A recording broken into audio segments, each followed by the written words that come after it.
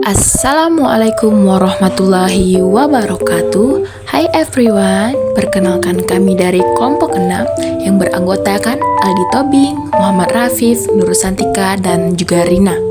Nah, di sini kami akan melakukan praktikum metabolisme dan rekayasa genetika yang berjudul fermentasi alkoholik. Selamat menyaksikan.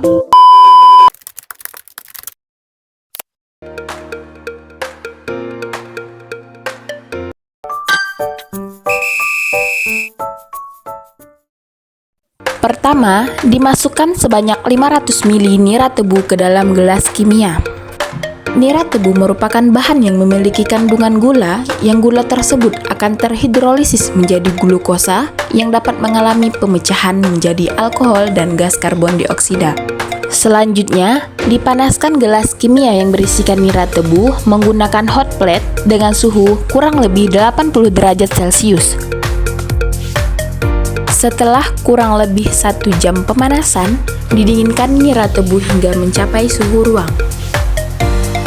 Selanjutnya, dibersihkan botol bekas untuk wadah fermentasi alkohol hingga bersih, lalu dikeringkan. Kemudian ditimbang ragi sebanyak 5 gram menggunakan neraca analitik. Dimasukkan ragi yang telah ditimbang tadi ke dalam gelas kimia berisi nira tebu. Kemudian diaduk. Nah, ragi mengandung enzim yang mana enzim ini akan memecah glukosa pada air tebu menjadi alkohol atau etanol dan juga gas karbon dioksida serta menghasilkan ATP atau energi. Selanjutnya, dimasukkan campuran nira tebu dan ragi ke dalam wadah botol. Hal ini dilakukan agar proses fermentasi dapat berlangsung melalui wadah botol dan dapat diamati hasilnya dengan lebih mudah.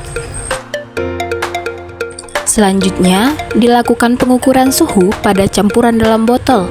Nah, hal ini dilakukan untuk memastikan bahwa suhu saat ragi bekerja dalam fermentasi berada pada suhu yang optimal untuk aktivitas ragi, yaitu sekitar 30-35 derajat Celcius. Setelah itu, wadah ditutup dengan menggunakan balon.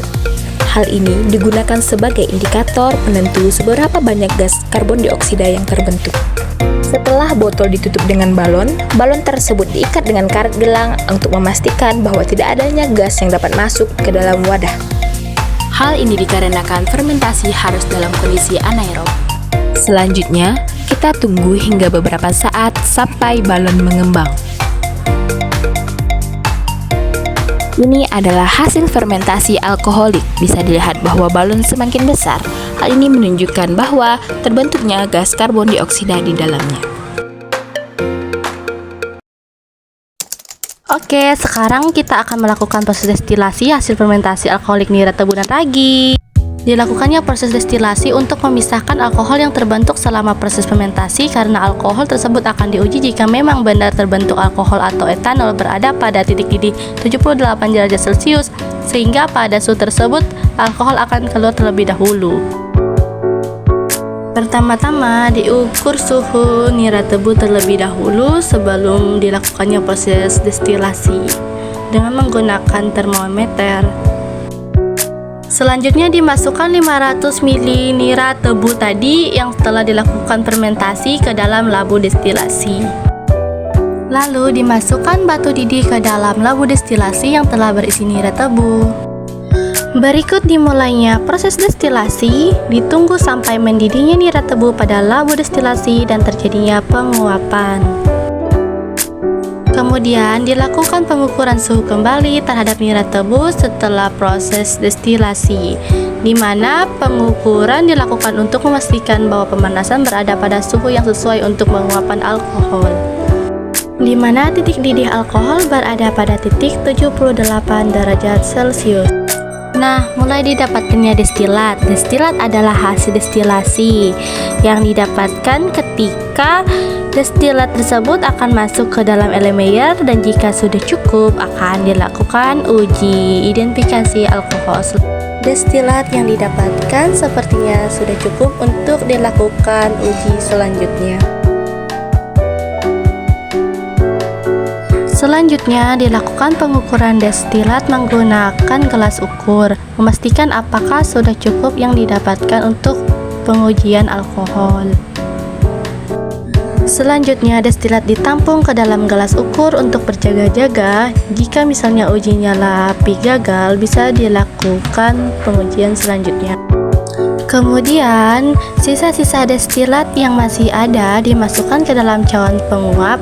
Fungsi yaitu agar destilat dapat digunakan dalam uji nyala karena alkohol merupakan senyawa yang mudah terbakar. Selanjutnya dilakukan pengujian terakhir, yaitu uji nyala. Nah, ini adalah hasil uji nyala api yang kami dapatkan. Hasil uji nyala menunjukkan warna biru yang artinya terdapat alkohol etanol yang merupakan hasil fermentasi alkohol. Fermentasi alkoholik yang kami lakukan berhasil dibuktikan dari uji nyala api yang berwarna biru.